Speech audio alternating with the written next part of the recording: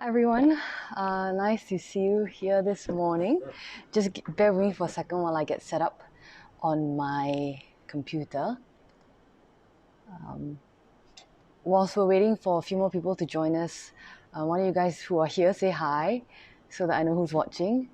And yeah, let me know how your week has gone and how everything has been going, and whether or not you've actually had the chance to come up to Kechara Force Retreat since the movement control order was relaxed and turned into the RMCO, the revised movement control order. Yeah, all right, so all done over here. Waiting for a few more people to join us before we get started on today's topic. If it's your first time here, hello. Good morning, David. Oh, thank you so much for joining yesterday on the Spiritual Saturday cooking segment. Yeah, I hope that you're able to try out that vegan sloppy joe recipe when you get the chance. Good morning, Pastor Antoinette. Good morning, Sukfan. Hi, everyone. Yeah, let me know how you guys are doing, and how was JP's morning meditation session just now? And maybe share in the comment section what you guys might have learned or picked up during the mindful morning meditation session. Okay, so yeah, just waiting for a few more people to join us. What did I get up to this week? Okay, so complete aside, not even related to anything. I signed up for some challenge where I have to do 30 minutes of physical activity every day. So I'm now on day 11. It's called Julyathon. So actually, no, now today is day 12. So that's going well so far. All right. So before we begin, good morning, Kok Lian. Hi, nice to see you this morning. So before we begin, as usual, do a short prayer to ascribe and to explain the lineage of the background or the source of where the information I'm about to share has come from. Good morning, Huyeng Nguyen. I'm so sorry if I mispronounced your name. Morning, Karen. Good morning, Sumana. Thank you so much for joining me here today. Morning, Doreen. Okay, so yeah, I go for refuge in my Lama, from whom I've received these teachings. I go for refuge in the lineage Lamas, from whom my Lama has received these teachings.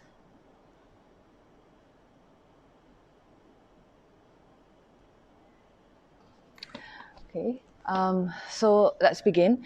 Last week, I talked about jealousy, and I talked about where jealousy arises from, what causes jealousy, why jealousy is counterproductive as an emotion or as an attitude or as an approach. Good morning, Bradley. Good morning, Sharon. And yeah, hi, hello in Vietnam. So last week I talked about how jealousy is counterproductive and how it damages us, and how we can counter jealousy by rejoicing, by cultivating and generating gratitude, and by taking refuge in karma and meditating on the Buddha's teachings on impermanence and so on.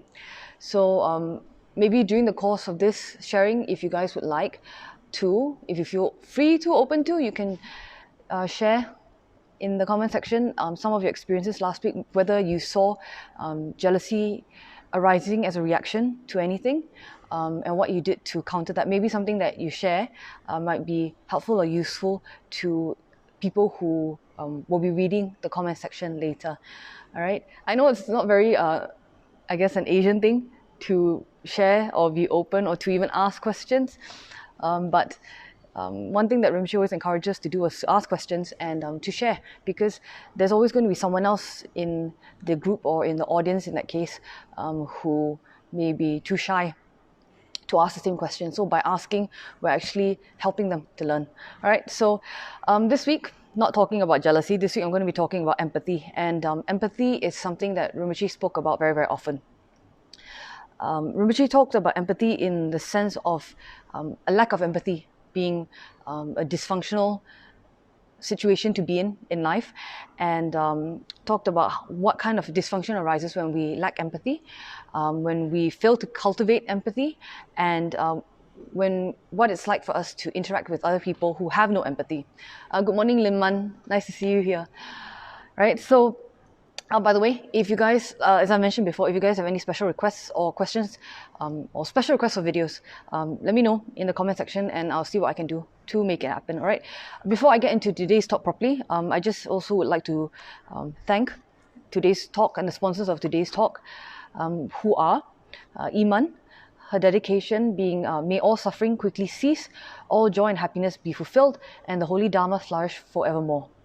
Kok Lian Nam and family, dedication, may His Eminence Sam Rinpoche return swiftly and turn the Dharma wheel. Today was also sponsored by Bradley Castian, with the dedication, may all beings share in this merit and plant seeds of Dharma in their mind streams, and also sponsored by Chu Suk Fan, with the dedication, may there be peace and happiness and suffering be pacified. Alright, so thank you so much guys for your continued support of all the online programs that we've been putting out during the lockdown as well as after. If you would like to sponsor a talk, there is a link in the description section of this video, so do click on it because your support helps us to continue making these programs available. All right, so let's get into today's sharing on empathy. Oh, actually, I want to show you guys this. Okay, it's not product placement, I'm just showing you this mala. It's not mine.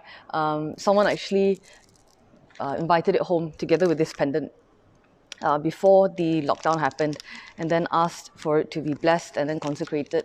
And they got it from the flea market at Wisdom Hall, so they asked for it to be blessed and consecrated, and they're going to come today to collect it. So it's very nice for KFR to be open again and to see people that I've not seen for a very long time.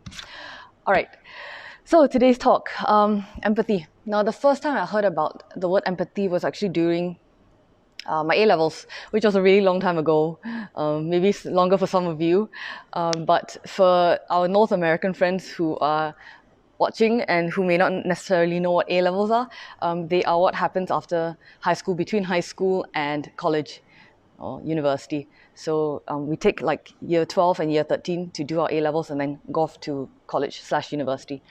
So during my A-levels, that's when I first heard the term empathy, and I was studying sociology and we were learning about different theories.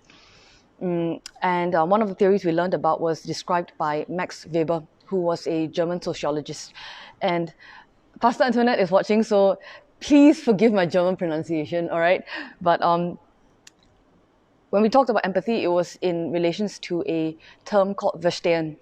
And Verstehen refers to understanding what it's like to, or understanding the meaning of an action from the actor's point of view. So what someone else does, being able to see and understand and perceive that action through their eyes. So it's basically entering into the shoes of somebody else.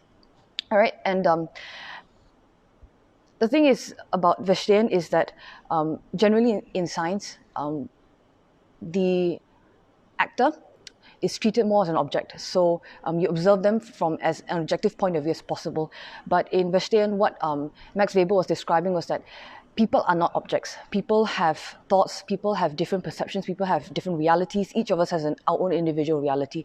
And so in order to truly understand what life is like and the meaning behind people's actions, we actually need to be able to step into their shoes.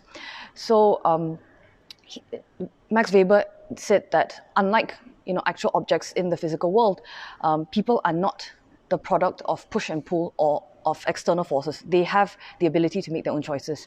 And so when we want to try and understand them, we need to be able to, like I said, step into their shoes. So he described two stages, two forms of Verstehen. First was Actuelles Verstehen. Sorry, Pastor Antoinette, but this is the act of observation. So the analogy that is being used is when you see someone typing on a keyboard, you see them typing away on a keyboard, but you don't necessarily know why.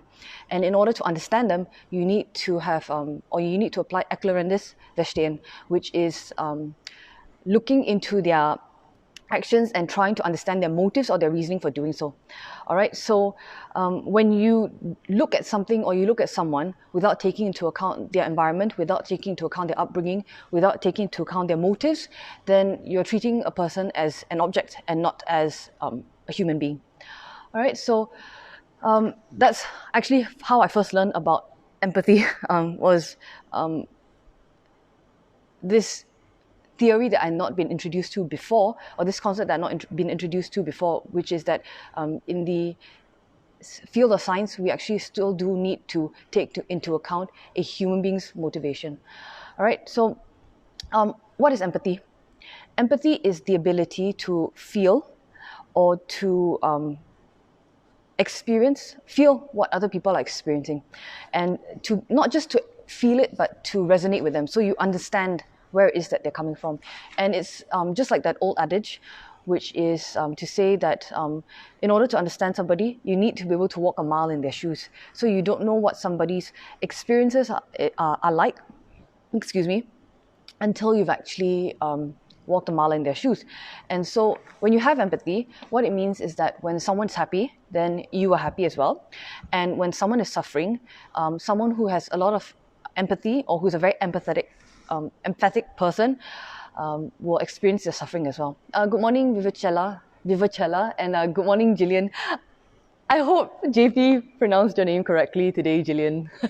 I mentioned it to him yesterday after the mindful morning meditation. I was like, ayo, so embarrassing that we've been mispronouncing your name all this while.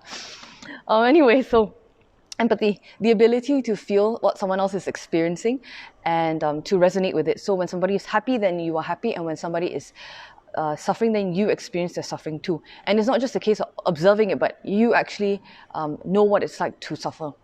All right, so it's not just observing, it's not just acknowledging or noting down, or I recognize your pain, but experiencing it. And because we experience this suffering, when we see many people suffering, someone who's got a lot of empathy and who has cultivated a lot of empathy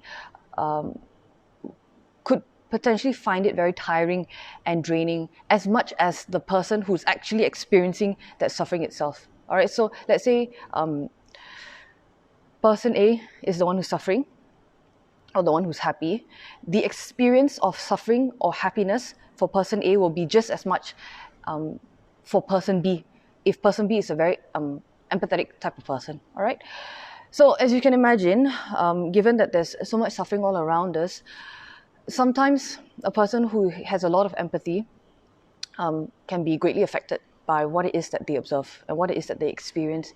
And especially for people who are in caregiving roles or in medical roles, they might, a person who's very empathetic might experience burnout, which is their inability to cope with feelings of empathy, or they might actually start to show a kind of dysfunctional avoidance of other people's feelings or emotions, because they feel that if they are too empathetic or they get too close to people who are having all of these experiences, that they will be too greatly affected.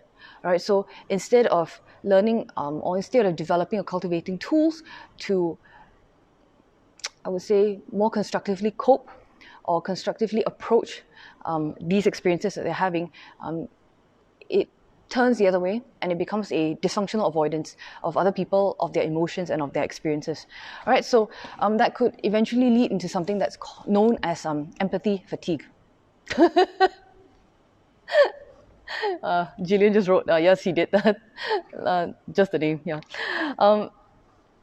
So yeah, when people are very empathetic, but they have not spent enough time cultivating how to deal with feelings of empathy, or how to direct feelings of empathy rather, I see your question, Kok Lian. I will get into that shortly. All right. So they could experience what is also known as empathy fatigue. So this is commonly experienced, or could be experienced, more likely to be experienced by people in caregiving roles, because caregivers over time can develop a connection or a relationship with the person that they're caring for, because they see every single day, every single minute, every single moment what this person is going through. And it's very hard for most people, because most people do have, some level of empathy. So it's very hard for most people to cope with that day after day, seeing this person suffering and perhaps being in a position not being able to do very much for them.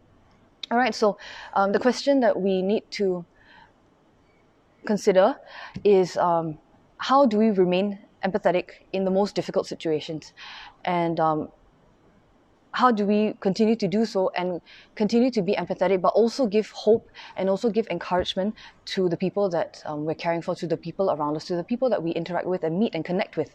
All right, so before I get into that, and before I talk about how we can build on our empathy skills, I'm going to talk about what happens on the opposite end of the spectrum. So what happens when you don't have empathy, or what happens when you experience burnout. And as I've briefly mentioned just before about compassion, about burnout and about empathy fatigue, about dysfunctional avoidance of people's feelings and emotions, what happens when you don't have empathy or you experience burnout is you experience or go through avoidance and rejection, and this comes in two ways. So the first one is developing a habit where we reject things, or we reject experiences that we find affect us too greatly, or we think is going to affect us too greatly. So perhaps it might be saying, this experience or this interaction may be potentially too painful for me, and so I'm not going to pay attention to it. All right, so I'm not going to get close to it, and I'm not even going to give it any thought. So that's one form of rejection or avoidance. Another form of rejection or avoidance is saying that this event doesn't affect me. It has nothing to do with me, and so I don't need to care. I don't need to get involved. I don't need to know about it. I don't need to be aware of it. All right. So it's two things. One is avoiding because it may be potentially too painful for you. The other one is avoiding because you just don't care at all. All right. And so in both cases, either way, what's going to happen is we put ourselves in danger or at risk of developing a warped sense of reality, because people suffer. The Buddha taught that the nature of our existence and the nature of our rebirth is suffering. And so if we spend all our time avoiding everyone who's suffering, very, very, very damaging for our spiritual practice. Why? Because it's very easy, like Rinpoche always said, it's very easy to sit in a cave and to meditate on patience, and to meditate on compassion, and to meditate on generating bodhicitta, and to meditate on generosity. And it's very easy to sit in a cave and do that and think that I have accomplished and I have attained all of these results. But in order to actually test whether you abide in compassion, whether you abide in bodhicitta, whether you abide in generosity and patience and all that, in order to test that, you need somebody else. You can't just sit in a cave and test it on yourself. Right? So if we keep avoiding situations where, and we develop a habit of avoiding situations which might potentially test what we have so-called accomplished and attained, we will never really truly know the status of our spiritual practice. And we also, like I said, develop a warped sense of reality, because everything becomes bunnies and unicorns and roses all around us. Okay? And that's not the true picture of reality, which is suffering. Right? What also could potentially arise as a result of experiencing burnout or not having empathy is that people reject you, or people reject us. And it's not hard to imagine that no one likes to hang out with a person who has absolutely no empathy at all. So, for example, somebody who, when you fall down the stairs or you hurt yourself really badly, then they laugh. Or, at a funeral, everybody's crying, everybody's sad, but they are, cracking jokes or making fun of the person who is deceased or something. All right, so, we often hear reactions to people who have no empathy, like, what is wrong with you? Why aren't you sad? Why are you laughing at that? That's not funny. So after a while, when we come across people who have a very strong lack of empathy, it's quite difficult hanging out with them, continue to hang out with them. So if we don't learn how to develop empathy, one of the potential results is people avoiding us and people not wanting to be with us. All right, so there are people in our lives who have these kind of reactions that all of us know. Sometimes when they react, you're kind of like, was that really the right reaction to have? Okay, lacking empathy also reinforces this false sense that an I exists, and that this I is more important than everyone else. Why? Because when you lack empathy, what's happening is that you're putting yourself before other people, because you're not even attempting to experience or to see what life is like from the eyes of another person. And so, as you can imagine, when I talk about this, it's very, very hard to develop compassion. It's very hard to reach enlightenment when you don't understand things from the perspective of another person. All right, and that's why our lamas are so very kind. You know, our lamas have omniscience, and our lamas have clairvoyance, and our lamas know exactly what a student's disposition is. And so they apply these skillful methods to help us individually, one by one. It would not be wise for us to approach every single person as a monolith, as the exact same person with the exact same feelings and the exact same reactions. Every single person is different. Good morning, William. Nice to see you here. Thank you for joining us this morning. So yeah, it would not be wise to approach everyone as a monolith, in the sense that everybody is the same, everyone has the same feelings and reactions and upbringing and so on and so forth. So when we lack empathy, we also have a tendency to be quite unskillful because we treat everybody the same. And we also have a tendency to reinforce this sense of I am more important than everyone else because we put ourselves above other people. All right, so when someone lacks empathy, yeah, you know, they do, or they could potentially exhibit tendencies of of enjoying taking care of themselves before other people. And there's this very popular declaration these days that I see quite a lot online. People saying, I have to take care of me first. All right.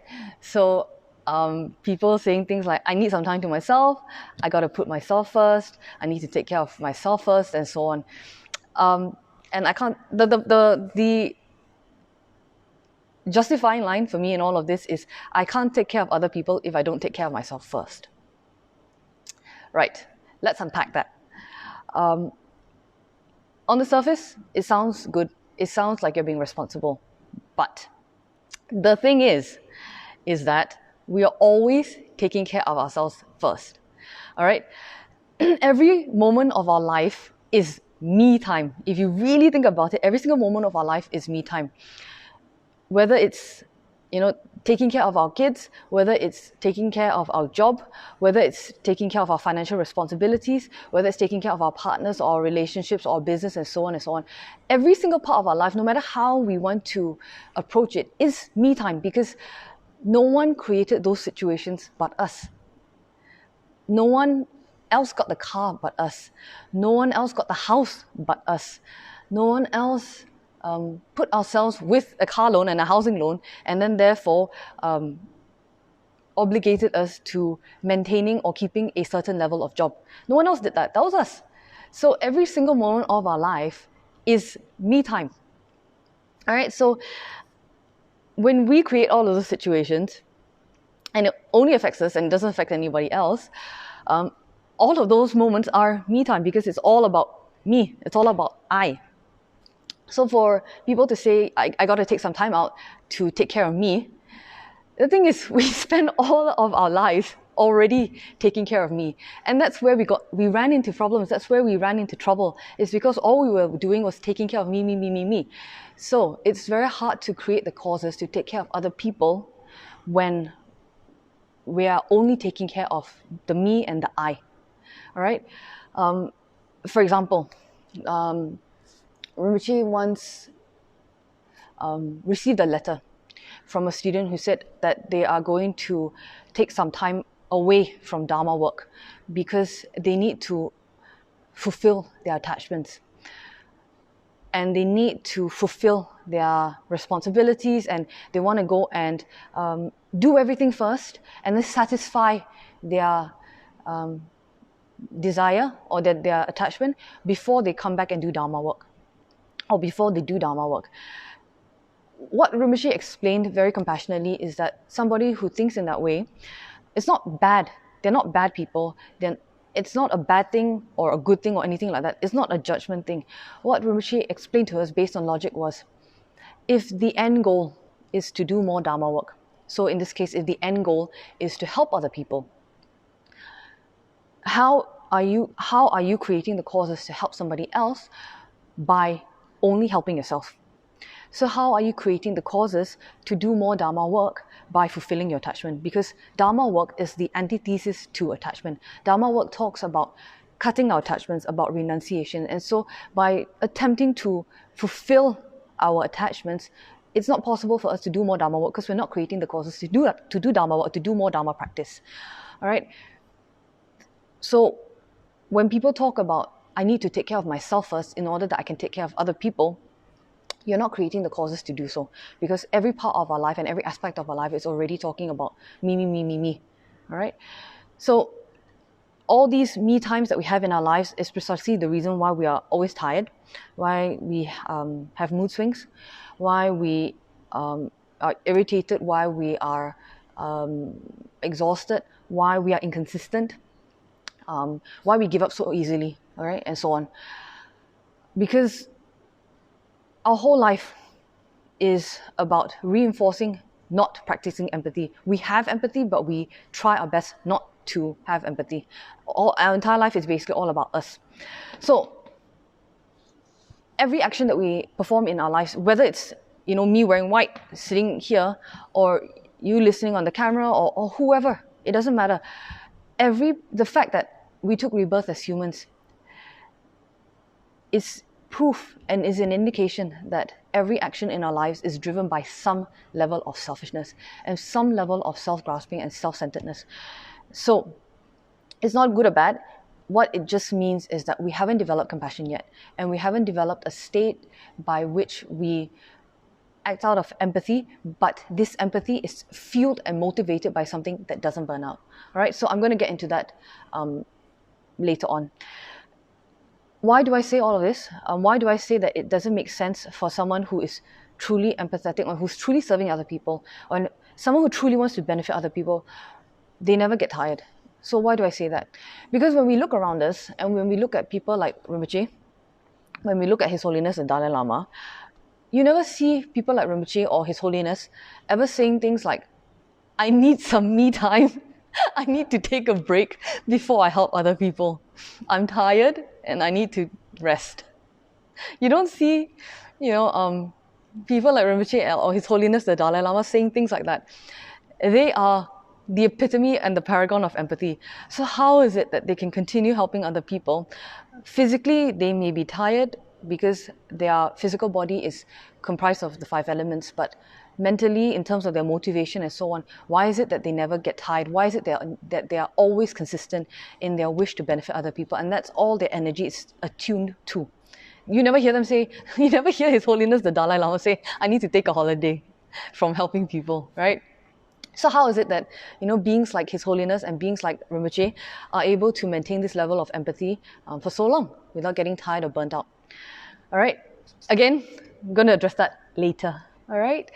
Okay, so what happens again when you don't have empathy or you're experiencing burnout is that you actually, on the extreme end of the scale, it endangers people, and it can be quite dangerous having a total lack of empathy, because it becomes much easier for us to hurt other people's feelings and to hurt other people and to engage in actions that damage other people, because we don't care about their feelings, we don't care about their pain, we don't care about whether they're happy or not, we don't care whether they're suffering.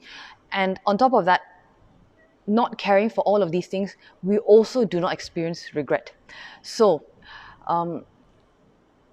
Rinpoche gave us actually we watched quite a few documentaries with Rinpoche and quite a few talks with Rinpoche about narcissists, sociopaths and psychopaths.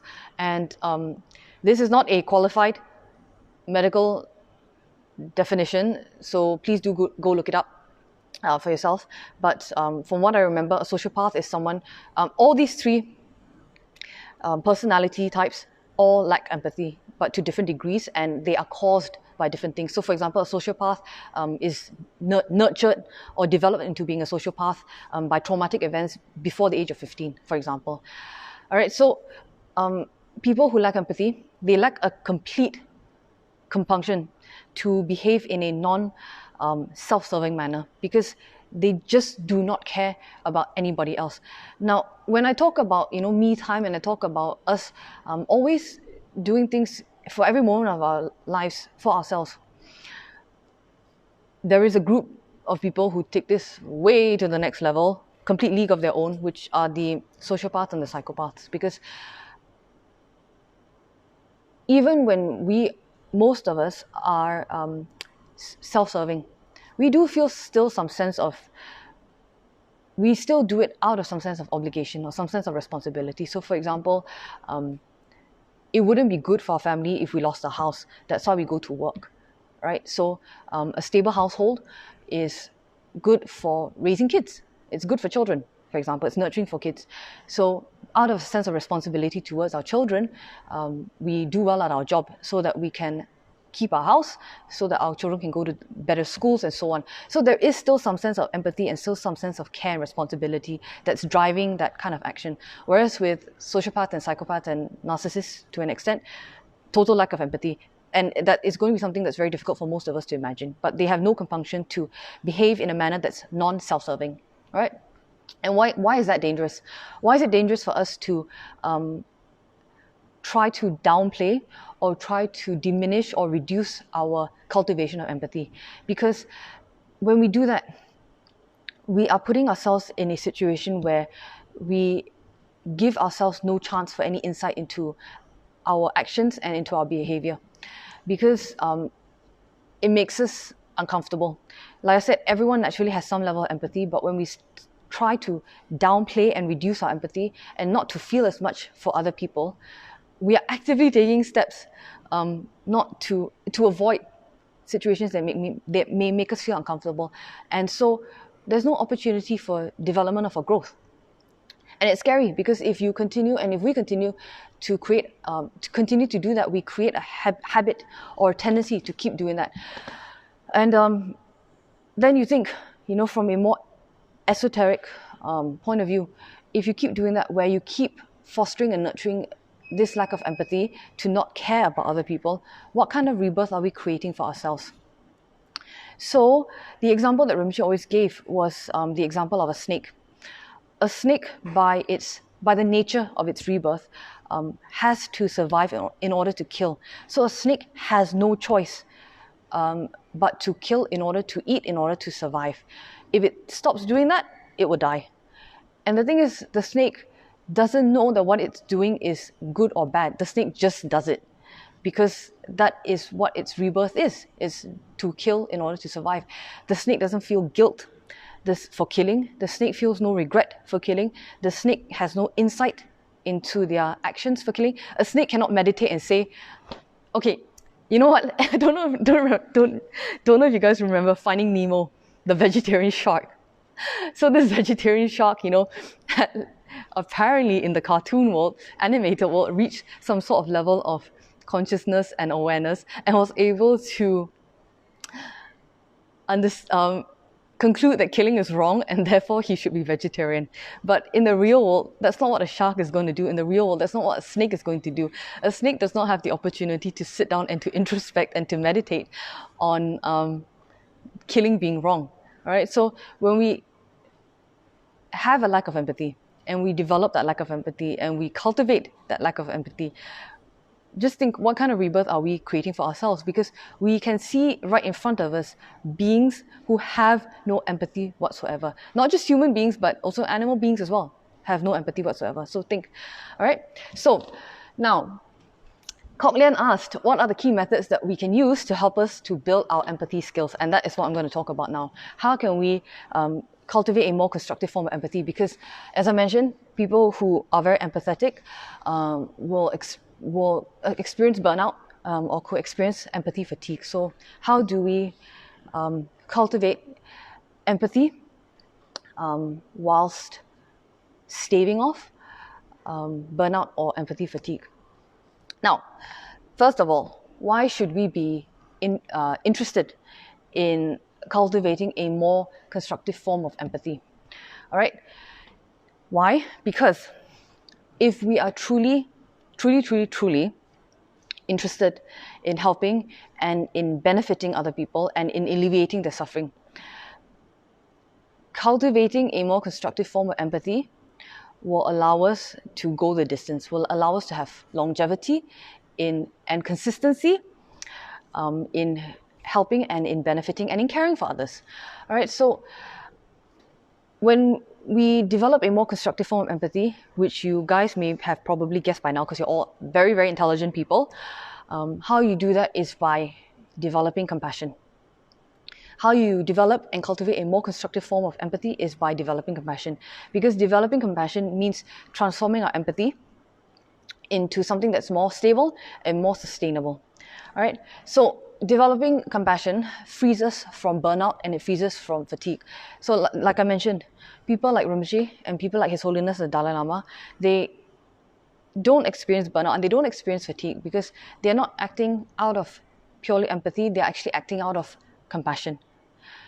Empathy becomes a tool that is used for them to understand the person or the sentient being that they're trying to help. And so they use compassion as a motivation for the tool, which is empathy. All right. So, developing compassion allows us to offer a more consistent and service and more consistent assistance to other people, and consistent in the sense that it becomes less prone to how we feel. So we continue to help other people even when we're not feeling good, in the sense that we're tired physically or mentally, but we still continue to help other people. It's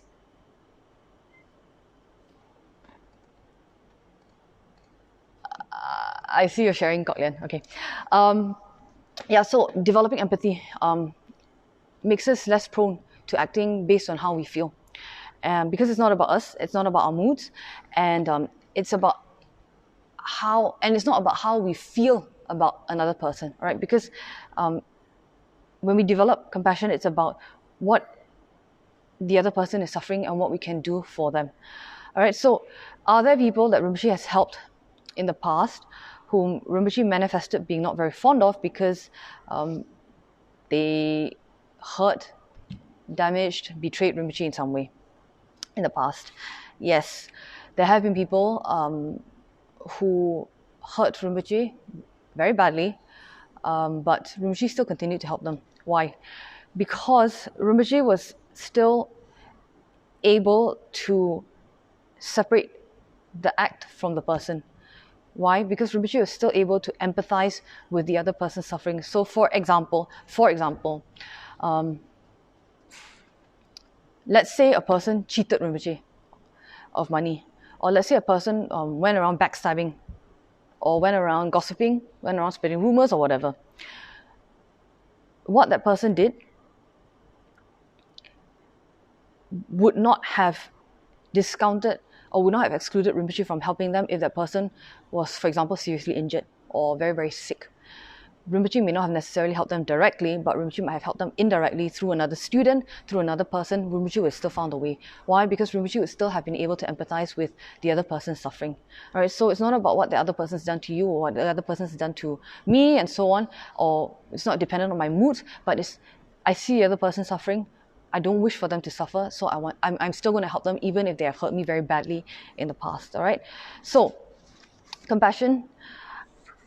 In this case, the example that Rinpoche always showed was that empathy and compassion shouldn't just be enacted blindly. It should also be applied with wisdom.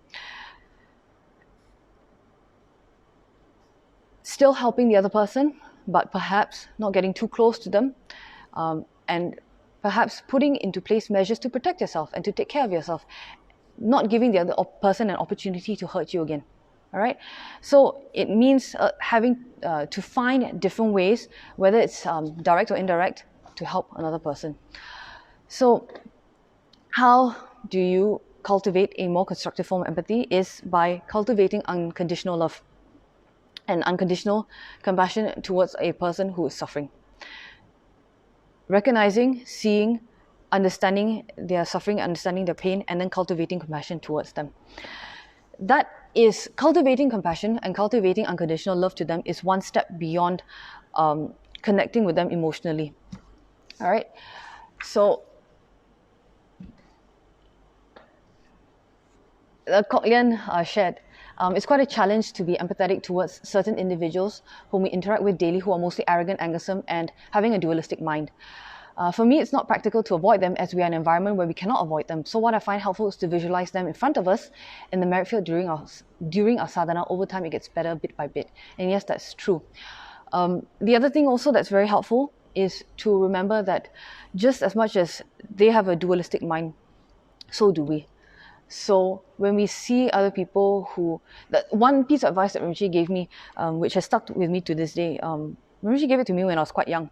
Rinpoche said that the qualities that we recognize in other people are the same qualities that we have in ourselves. So when I find people to be,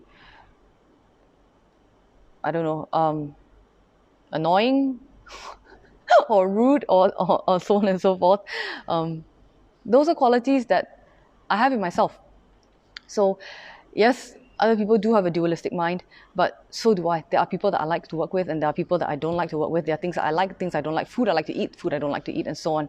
All right, so yeah, like Kok Len said, it's not practical to avoid them because we are in an environment where we cannot avoid them.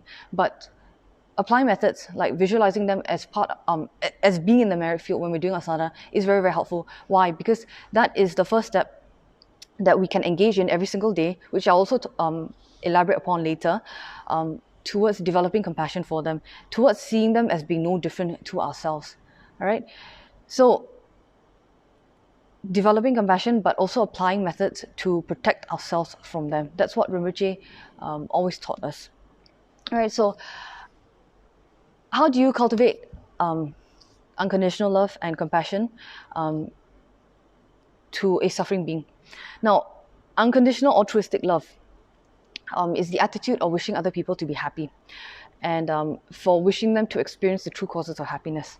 And compassion is the desire to put an end to all being suffering and to put an end to the causes of that suffering.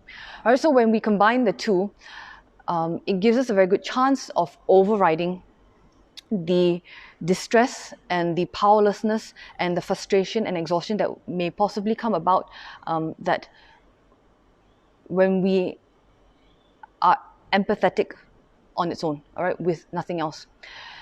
So compassion can become a fuel for us to engage in more constructive behaviors and for us to engage in constructive actions like compassionate courage. So when I was drafting the notes for this talk, when I was reading up on and I was thinking about compassionate courage, what I was thinking was, how come some people are able to overcome their fears and able to overcome their anxieties and their insecurities and their guilt and their trauma and on and on and on. I see a question, Doreen. I will answer that in towards the end. All right. So how come some people can overcome their fears and anxieties and all of this in order to help other people? And how come some people, when they're in danger, even if they may potentially put themselves into danger, it still doesn't deter them from helping another person. So, for example, Nelson Mandela, right, standing up to apartheid in South Africa, he knew that in doing so, he was risking his life, he was endangering his life, but he still did it anyway, right? Ended up in prison for 27 years, but he still stood up against apartheid. So how come some people, even when they see danger and they see, and they have their own fears and they have their own doubts and all of this, how come they still are able to overcome it in order to help other people, and they don't think twice about helping other people? And how come some people never seem to tire of helping other people? They don't need to take a break, they don't need to take a laundry day, a day off, and so on. All right, it's because these people are not working off of empathy alone. These people are treating empathy as a tool to help them to understand and to connect to the people that they want to help, and to connect with those people's experiences, to better understand those people's experiences so that they can give them and offer them more targeted assistance. All right, so that empathy becomes a tool, but that empathy we need to learn how to drive with a compassionate motivation. And so from compassion then arises courage, then arises consistency, then arises the ability to tolerate and to bear more for other people. All right, so with empathy, you will hear that people experience empathy fatigue. But with compassion, you never hear anyone experiencing compassionate fatigue. All right, you don't hear people saying that they feel compassion fatigue, because compassion is a wholesome and it's a positive state of mind. All right, and it's free from any kind of selfish motivation, any kind of agenda, any kind of wish for praise or recognition, acknowledgement, and so on. So it's not possible for us to be tired when we're abiding and acting out of compassion. All right, so what can we do to cultivate more constructive form of empathy? Cultivating compassion. What can we do to cultivate compassion? As Kok Lian has already shared, our prayers. All right, so doing our prayers every single day and taking the time every single day to generate bodhicitta. All right, so Samchin Tamche Dewa Dan, Dewi Gyudan, Dempa Gyuchik. When we sit down and we recite the four immeasurables, when we sit down and we generate bodhicitta, when we sit down we take refuge in our lamas, and when we sit down and we take refuge in the three jewels, and we take the time to generate that bodhicitta motivation instead of just trying to rush through our sadhana and get through to the end and to make it as quick as possible. Take the time to sit down and generate bodhicitta. Why? Because when we do that, it's a daily reminder to ourselves. We have so many things going on throughout the day. Everyone is extremely busy throughout the day. Just as one thing finishes, another thing comes up. Just as, one child stops crying, one baby stops crying, the next one starts crying. Just as one team member asks for some work from us, another person asks for help from us. Right? So all through our day, we are so chock-a-block and so busy with going on to the next thing and moving forward, on and on and on and on and on. So take the time and use our sadhana as a daily reminder to generate bodhicitta. Why? Because we don't abide in bodhicitta. We don't abide in compassion. We try to, but we don't. And so when we do this every single day and we develop a habit out of it, yes, it becomes a habit, it becomes a tendency. And from that tendency, from those 15 minutes of meditating and abiding and attempting to generate bodhicitta, it then becomes 20 minutes, and then 30 minutes, and then 40 minutes, until finally it becomes your entire 24 hours in a day. All right? So the pithy catchphrase that Rinpoche like to use to drive home this point to us is to fake it until you make it. None of us are able to generate bodhicitta, but we can try and pretend as though we are generating bodhicitta until one day we generate it for real and we abide in it. What does it mean to abide in bodhicitta? It means that your entire mind and your entire being resides in this state where all you think about is putting an end to the suffering of other people. All right? That's what it means to abide in something, where every action you do automatically arises from that particular motivation. So people can abide in anger. People can abide in jealousy. People can abide in joy. They can abide in guilt when every single action that they have, every single thought and speech that they have is driven out of anger, it's driven or motivated out of jealousy and guilt and so on. Right? So just as much as it's possible for some people to be extremely angersome and to be extremely jealous and so on, it's also possible, therefore, for people to be extremely compassionate. All right? So doing our prayers every single day and taking the time to generate bodhicitta every day is a good first step to cultivating empathy. If you guys watch Rinpoche on some of his videos, when Rinpoche is doing prayers and pujas, you will notice that Rinpoche never rushes through the prayers. Before every single section, Rinpoche will pause, sit there, meditate for a while. Whether it's 5 seconds, 10 seconds, 20 seconds, or whatever, Rinpoche will sit and take the time to meditate and to visualize in front what it is that Rinpoche is about to recite, or what it is, the appropriate visualization at that point in time. All right, so unlike the rest of us, when we're doing our sadhanas, sometimes it's like a race. Oh, yesterday I took 45 minutes. Today I see whether I can recite in 30 minutes. Okay? Or if I recite faster, then I got more time to do other things. No. All right? That was not Rinpoche's approach to doing his prayers. It was doing it properly. Why? Because we spend, like I said, we spend 23 hours in a day taking care of ourselves. Why can't we take out 1 hour to really do this properly? Why is it Why is it that when we're buying a car or when we're buying a house or when we're choosing a new phone or camera or whatever, or laptop, we spend so much time researching and so much time reading up on fuel efficiency, on mileage, on components, on servicing. We talk to different people for their opinions, and we do so much research just to buy a car or just to buy a phone, right? We can spend days and months doing research, but why is it that when it comes to doing our sadhana, we try and rush through it as quickly as possible? So think about that. What is it that we value more? Do we value the car more? Do we value the laptop or the phone or whatever more? Or do we value our spiritual health and our spiritual progress and our spiritual practice? Right? So take the time to do your sadhana properly, take the time to do your prayers properly. Right? The second thing that we can do to cultivate a more constructive form of empathy is meditating on the kindness of others and generating gratitude. Think, what did they do in order to be kind to me? What did they sacrifice? What could they have done instead of being kind to me? Was it necessary for them to be kind to me? How can I show the same kindness back to them? Have I always shown gratitude to everyone who has been kind to me? And other people in my life whom I have neglected being kind to? All right, so as you're thinking about all this, who has been kind to me and have I been kind back? Then who have I neglected being kind to? Then what naturally happens is your mind will move towards, can I make amends? How can I rectify this? How can I show my gratitude to others the next time I'm the recipient of somebody else's kindness? Whether their kindness comes in the form of word or in the form of action, how can I immediately show my gratitude to them? Why do I want to show my gratitude to them? Why do I want to let them feel happy? Because I want to be happy. I like it when people are grateful to me. I feel joy. Therefore, somebody else will feel joy. Therefore, somebody else will feel happiness. And so, if I like happiness and I like joy, how can I bring this happiness and joy to others?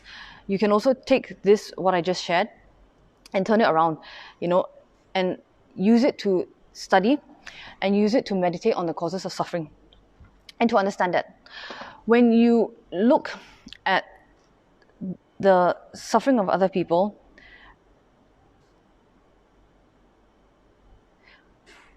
study and meditate. Study and meditate on the causes of suffering and look at the causes of suffering and look at how other people are suffering and then think how you can alleviate it. When you understand why another person suffers, and I'm not talking about just physical suffering, I'm talking about all kinds of suffering. I'm talking about like suffering of the mind, for example, anger. A person who's angry is suffering a great deal. It may not necessarily feel the case to us at the time, especially when we are the object of their suffering or we're the target of their anger, but they are suffering because a person who is not suffering won't be angry. A dog who is not in pain won't bite, won't snap at you, right? So a person who's angry all the time is a person who's suffering. So when you study and when you meditate on the causes of suffering and you try and understand it, when you understand why someone suffers, you also want to create you also stop wanting to create suffering for other people. Why? Because when you see and you understand why a person's in so much pain, why do you want to add to that pain? Why do you want to continue that pain? Right? Why do you want to add to a difficult experience for somebody else? So when we meditate on why people suffer, whether we meditate on their suffering, as a more kind of secular kind of way, in the sense that, oh, they had this childhood trauma and therefore they're like this now, or you want to meditate on it in a more from a more spiritual approach. So for example, they're suffering now because they created karma for it in a previous life. Automatically, it trains us to be much more aware that of cause and effect. And so when you're aware of cause and effect, you're aware of how your action as a cause could affect somebody else as a result. All right, so for example, as a caregiver, you automatically become aware that when you do this or you do that, a patient will feel better. When you do this particular action, this person will feel more pain. So I'll give you an example, a personal example. When Rimshi used to suffer from migraines, very, very, very, very bad migraines and headaches and fevers and all that, those tend to happen before Rinpoche was about to give a teaching, actually, because Rinpoche was absorbing the karma of all the people who would have benefited from the talk. So more often than not, before and after teaching, Rinpoche will be extremely ill. But the thing is, when you understand why your Lama is in so much pain and what he's doing for the benefit of other people, you also automatically become aware of how you can help to reduce that pain. So for example, us knowing that Rinpoche would have the headaches and the migraines and all that before and after talk, and fevers and so on and so forth, we will always try and make sure that before the talk and after the talk, the room would be dark. Everybody would speak in very low voices. When we talk, we would try and talk closer to Rinpoche so that we wouldn't raise the volume of our voice so that it would exacerbate the migraine. Offer Rinpoche more cooling drinks, turn up the air conditioning, and so on. Speak very clearly. Make sure that we speak very clearly so Rinpoche wouldn't have to strain to listen to us, and so on. So when you understand why a person is in pain, then you also understand what you can do to help them more effectively, because you understand what are the causes of the pain that you need to address. So it's not just basically shooting blindly in the dark. All right? When you also study and meditate on the causes of suffering, you also understand how and why you're creating suffering for other people. All right, so what I wrote down here as a meditation that we can do is, you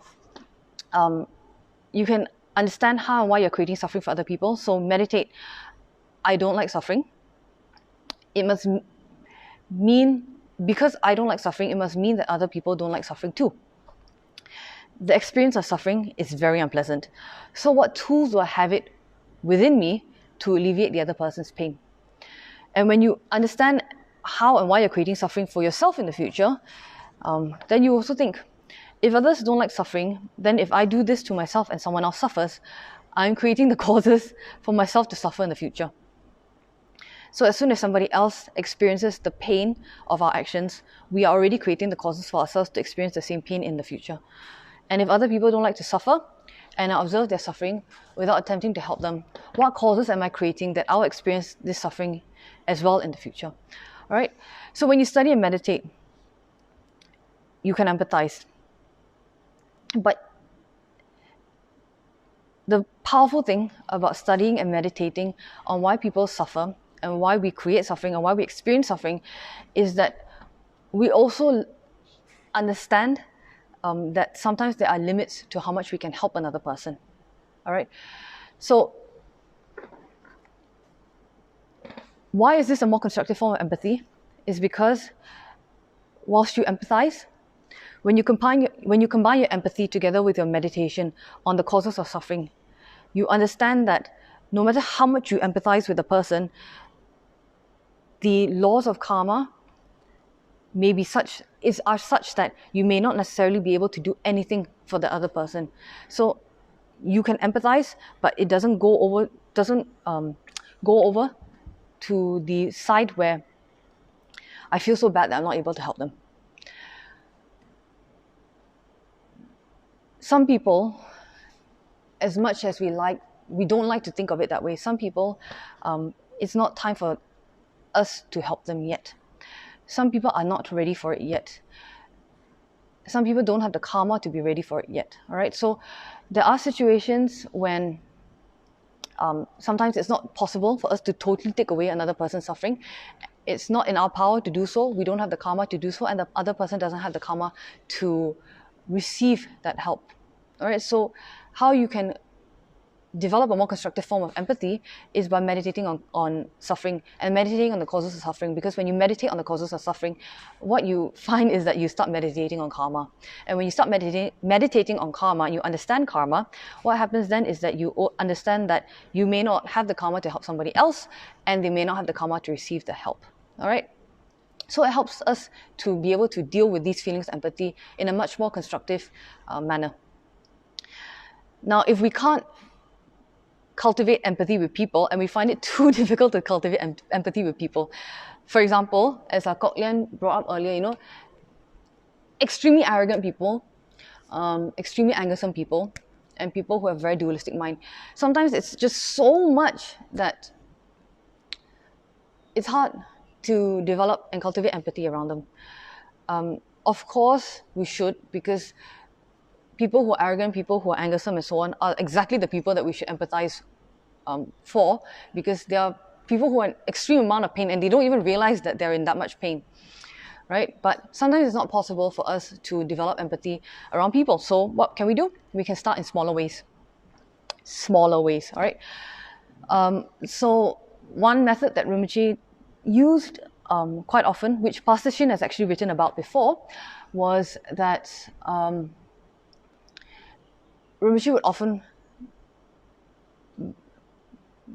buy us fish or buy us plants, buy us something that we would need to take care of. So we would need to observe them, take care of them, feed them, medicate them, and all that.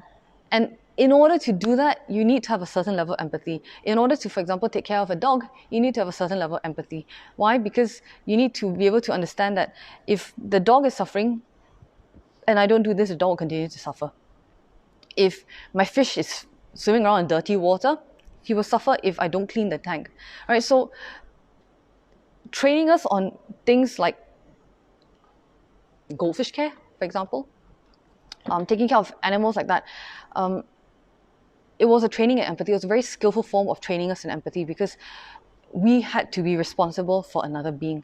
And if that being suffers, it's our responsibility, all right? So you can start in smaller ways. Feeding stray animals, turn it into a habit that every time you see a suffering animal, you do at least something to alleviate their pain. And then you start from there, and then you work your way up so that it becomes natural for us to empathize with and help other larger beings. So for example, the other day, someone asked me, I saw two dogs attacking another dog. Was it wrong for me not to stop and help them? So I told the person, there are three things that you need to consider. First, was it safe for you to pull over on the side of the road? Then he said, no, it wasn't. It would have been very unsafe. Okay. Second, did you have the necessary tools to help break up the fight? I asked him, do you have experience breaking up dog fights? And then he said no. So I said, then did you have the necessary tools in order to safely break up the dog fight? And then he said no. I explained to him, how to safely break up a dog fight, water and all that, and not to clap or shout to try and distract them, because actually it just increases their adrenaline and it makes them attack harder. So I said, when it wasn't safe for you to pull over, when you didn't know how to do it and you didn't have the tools to do it, it would be extremely unsafe for you to do it. So how else then can you help the suffering animal? How else then can you help the dog? Well, don't get stuck on feeling bad, but move beyond that. Move beyond that and think, okay, since I couldn't do it at the time, what can I do is you can pray. So I advise him, pray to Doji Shukden and ask Doji Shukden to take care of the victim, the dog that was being attacked, and put that dog in the path of somebody else who will be able to help them. For example, that they would cross paths with someone who loves animals or who cares for animals and will take them to the vet or will feed them or will nurse their wounds and so on. All right, so every time we can try to. It's a good one for kids actually. Is teaching them how to develop empathy. Is try to feed stray animals like Rinpoche always did, and turn it into a habit that every time you see a stray dog or stray cat, you feed them, and start there. Start by helping them. Start there. Another way is some of you carnivores are not going to like this one, but going vegetarian, right? So, like I said, it's not a popular one, but keep reading and keep learning and keep educating yourself. It's good to understand how another being's suffering and pain and death is contributing to our temporary pleasure. That split second of, oh dang, that KFC tastes so good.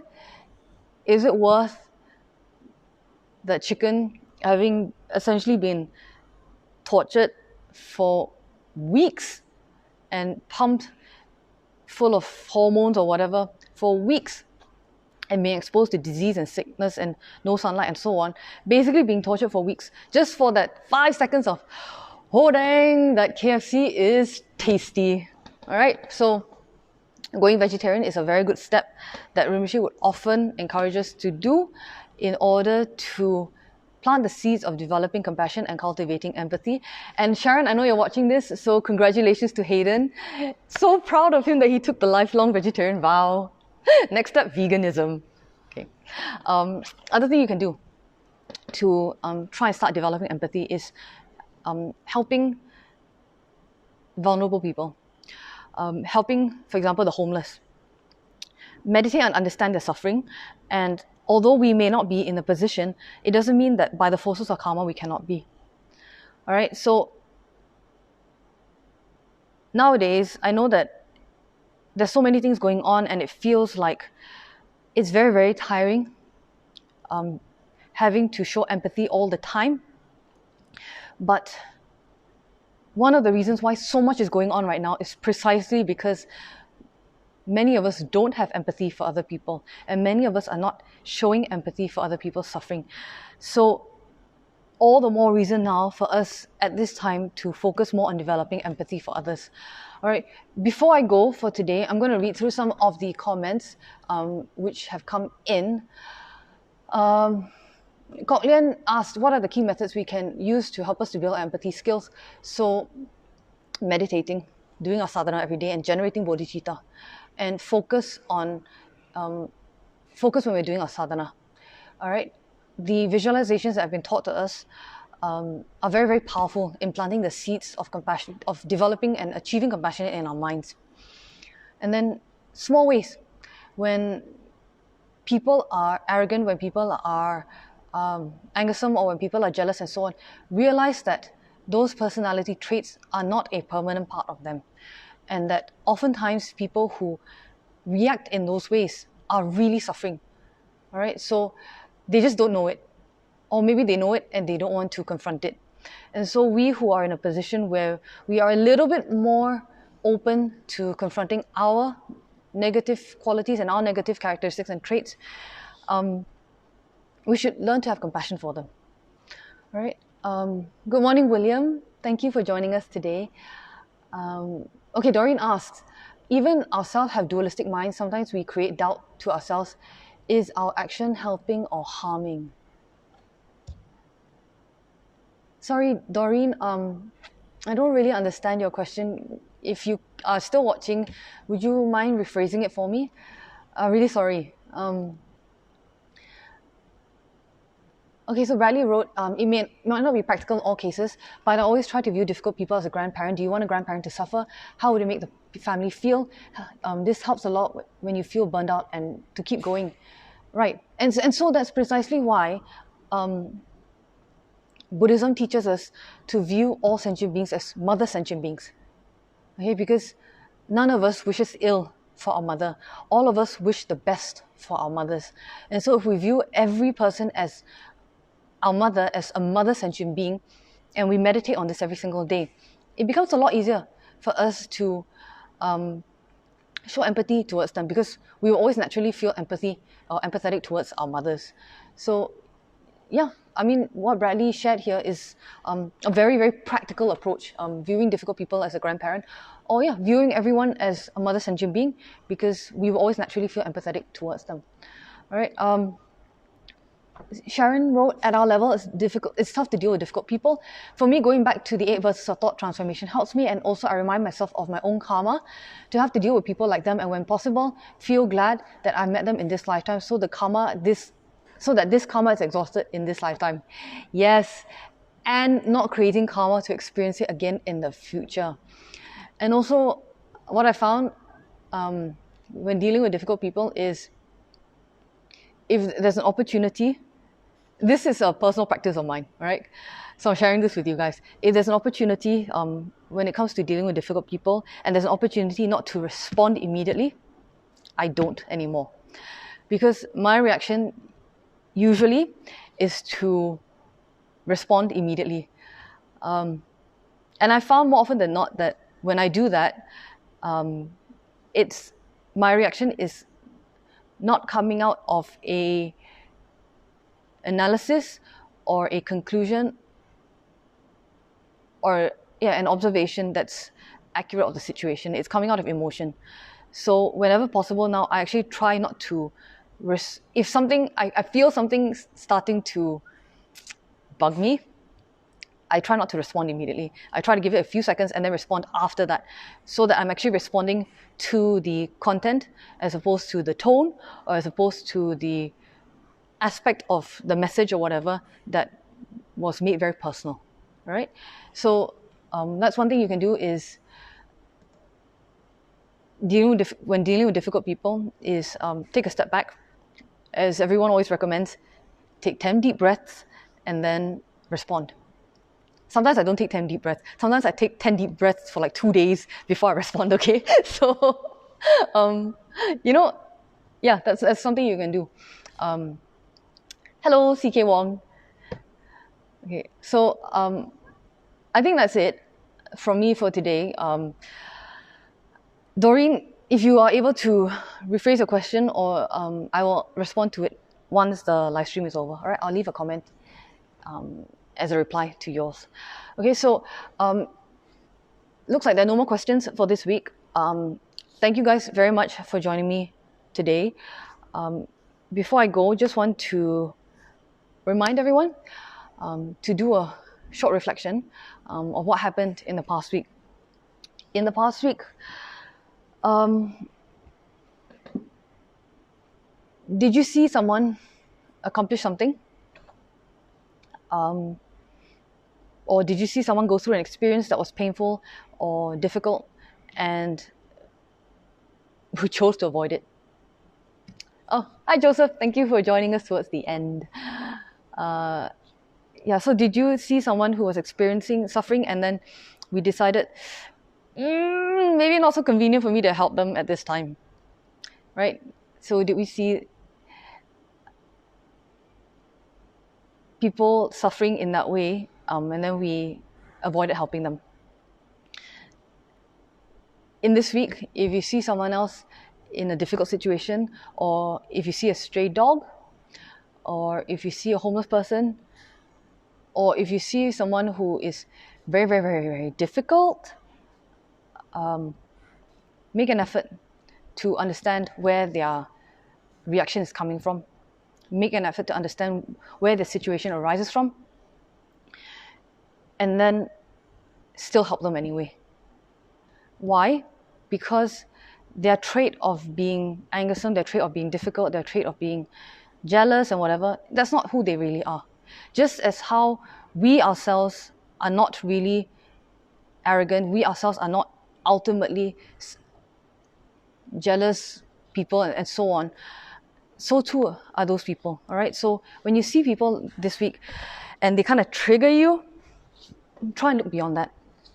Try and look beyond that and still do something for them anyway. Because whether or not they are that way, they still need our support, they still need our empathy, they still need our compassion. Even people whose opinions we may not necessarily agree with, and these days there are a lot of opinions floating around on the internet, their opinions are not them. And so observe, meditate, contemplate where their opinions may have arisen from, and then feel empathy for them anyway. All right? So before I go for today, you guys know what's coming up, right? Just quick reminder, upcoming programs for today on the Chinese Kechara Facebook page.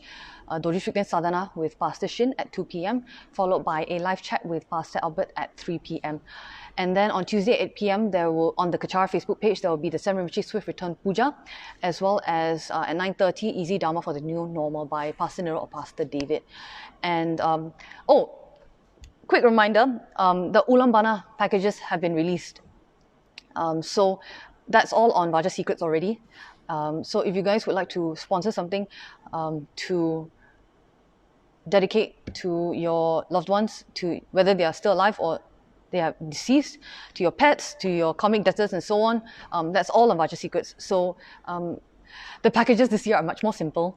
So do go and have a look on the Vaja Secrets website. All right. Thank you so much for joining me today. If you guys have any requests for prayers to be made or for offerings to be made, please let me know, and I will help to arrange that for you. And if you have any questions or any special requests for videos, upcoming videos, also let me know. All right. Don't forget to do your dedications. Thank you guys so much for joining me today. I will see you back here, same time, same place next week. Nowhere else. I'm here every Sunday at 10 a.m. Malaysian time. So yeah, I'll see you guys next week. Thank you so much for joining me, and have a good week. Bye.